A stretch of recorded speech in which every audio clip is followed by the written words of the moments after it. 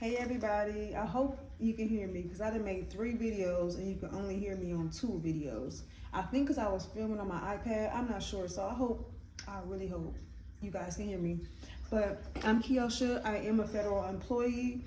I did take the the deferred resignation. I did take that. I submitted mine. They sent the email out 1/29/2025 stating that they will be doing a deferred resignation, which basically means you should be able to receive full pay plus your benefits and any accrued sick or annual leave up until September 30th, 2025.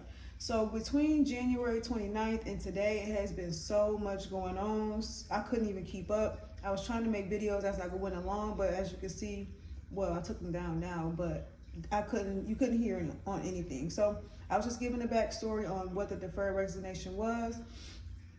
In my department, I put in my resignation February the 3rd, about 9:29 a.m., as you can see on my first video. And then I received the email that night about 10:20 stating that they did receive my email, basically acknowledging they received the email and wait for a reply shortly. So I haven't heard anything specifically back from them. I know my agency was sending out more information. OPM was also sending out more information, but like as it really stands today, nobody really knows anything. And I will put a clip in. I had a meeting yesterday or the day before, and then the union was in that meeting, and she did give like her opinion on what unionized federal workers should do, which is basically don't take it. Diligence, we did the research for you, we gave all the information that we had so you can make a sound decision. But then once we're giving you that information, you can't then turn around to us and say, okay, well, what now? What do you mean, what now? Because we told you not to do it. So again, these are decisions that you're just going to have to follow the news and see what happens, because this is unprecedented for everyone. This is not something that the unions ever had to deal with before, not to mention management. No one has had to deal with this before. So all the extra questions on this, it's a lot. And imagine us, that's one person. But this is all day, every day when we've given all of the information that we have and we gave our advice. So you can't then turn around and then ask us, like, what's next? We don't know what's next, because this whole thing was made up based on monies that is not even budgeted to even give anyone. And we expressed all of this. So from this point on, anything having to do with the buyout, you're just going to have to wait and see, because no one knows. And again, this is a situation where I'm not going to make up an answer because you want an answer. I don't have an answer. No one has an answer. And no one's safe. We're all just sitting here going day by day, just like you guys are. And as we are finding out the information, we are posting it on our Facebook pages. We're sending it to your personal email. You can go to ntu.org. There are outlets where you can get the answer so you can decide what it is you're going to do. Because honestly, we just don't know. And with that, I'm going to move on to Cheryl. Everybody has their own reasons why they want to take the deferred resignation. My reason is I have been an entrepreneur now for about 10 years. Me coming into the federal government, it wasn't a long-term thing for me. It was always temporary. So I do feel like this is a time for me. If everything goes well, this would be a perfect opportunity for me to go ahead and leave now in good graces. And if I ever wanted to come back, I will have that opportunity.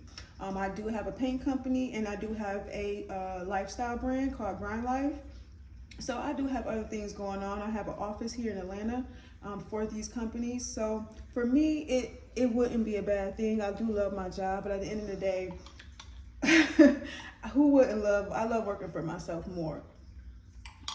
So with that being said, it was paused. They did put a pause on it last Friday. I guess a judge in Massachusetts wanted to get more information because basically the unions were trying to sue based on Trump's.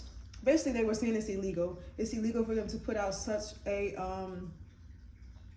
I guess you would say like a offer. Such offer was illegal. But as of today, February 13th, there has been over 75,000 federal workers who have accepted the resignation, and I'm one of the 75,000. So I think last Friday, it was about 60,000. So in between that pause from last Friday up until last night, I guess it stopped. I just received an email today stating that all resignations are closed as of the 12th at about 7:20 last night. So if you did not put in your resignation last night before 7:20. No, they sent that to me at 8 o'clock last night, stating that it is now closed. So, yeah. Yeah, so it states the deferred resignation program is now closed. Any resignations received after 7:20 p.m. February the 12th will not be accepted. So it looks like the judge did lift that last night. So we are back on. We have all just been working throughout that last week or so.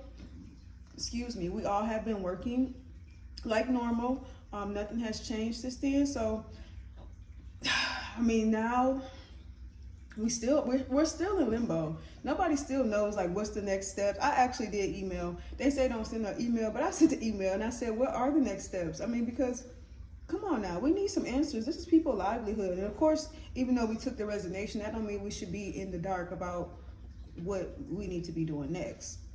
So right now we are just waiting. I'm still working. I'm actually on lunch break right now. And I just wanted to give you guys an update.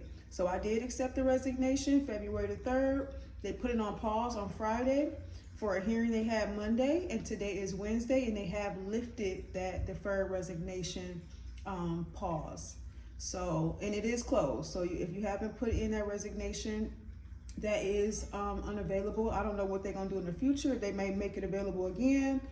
But I did see Trump on the Oval Office with him and Elon yesterday. Someone did ask him, will the federal workers get paid? And he kind of said it kind of quickly, like, yeah, they'll get paid. We just want to reorganize the government, whatever. I don't care about all of that. But, I mean, I don't have a problem with them trying to reform the government. I just don't like how they're going about it. I feel like Elon Musk sometimes can be very, I don't even want to get into it. But anyways, he can be a little all over the place sometimes, which is kind of how entrepreneurs are, because I'm the same way. I do get it. I definitely get it. And in business, it's not a bad thing. But when it comes to like government and this type of thing, people's livelihood, and I get that they are looking for fraudulent activity and all of that jazz, which I don't have a problem with. It's just the way they're going about it. To me, it's just kind of making me frantic, just giving me a lot of anxiety. And how they don't have this fork in the road planned out a lot smoother. Why do we gotta be in such a, why is it so questionable about what's the next steps, or what is our livelihood, or are we for sure gonna get paid, or are we for sure gonna have to still work, or are we for sure gonna have to go back into the office while we're on this deferred resignation? Because by all accounts, what they're telling us is basically we don't have to work. But then I get other sources stating that we do have to work, but we just get to work from home. We just don't have to come inside the office. So I feel like things like that should be a lot more informative. You guys can tell us about everything else that's going on, but why can't we have a clear laid out map on this deferred resignation? These are people's lives at stake here. Me, I haven't been with the agency that long. I am past my probationary period, so I may or may not would have gotten fired. We don't know. But I do feel like a lot of people will get let go who are past the probationary stage. But a lot of these people have been in the federal government for over 30 years. I know them personally, over 30 years. And some people are taking their retirement and running with it. They are, but some people are not in retirement stage. Some people are a millennial like me and maybe don't have the means or have the opportunity to have a business or multiple businesses or whatever the case may be. You know, some people are really just as scared as everybody else. You know what I mean? So it's really a tough time right now for everybody. And I just pray that we all just get through it with the strength and the power of the Lord. Everything will work out for everyone during this time. Even the people who are staying behind. I hope everybody get to keep their job and we all get paid. I hope we get paid. Like my dad said, he said, well, if you don't get paid, then you can just go into the pool of everybody else who will be trying to sue them. The thing is, yeah, that's a thing too, but how long is that gonna take? We could be in litigation for years trying to do this. And who are we dealing with? People with billions of dollars who don't care about a union, who don't care about, you know, whatever.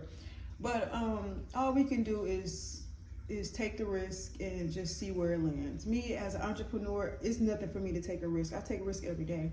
So this is a prime opportunity for me. If I get paid, if I don't, I mean, that'll be something I just have to worry about when the time comes. But at least I can say that I did take that step and took advantage of this unprecedented opportunity, if that's what it's going to be. We don't know yet.